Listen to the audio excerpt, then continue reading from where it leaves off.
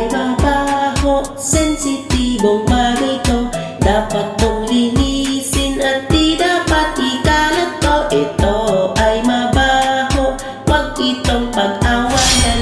Dapat tong linisin at lahat ay magtulungan. Ang tae ay makalat, lalo na pag nabasa. Dapat tong daspanin at idiretso na sa kanal. Ang tae ay walang pa, hindi yan gagalaw mag-isa. Dapat may maglinis at maglinis ng maayos. Tae yan, dapat yang iwasan. Isusumbong kita sa barangay. Ang tae to ay masama, dapat itong layuan. Para tong kapitbahay na dapat na pagtaguan. Ang tae ay delikado, dapat tong ireklamo.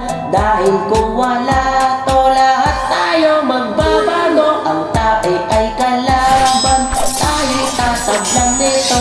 Dahil may dala itong sakit ng kapitbahay. Ang tae dapat pribado, dapat nakatago to sa hindi naaamoy para walang magreklamo. Tae yan, dapat yang iwasan. Isusumbong kita sa barangay.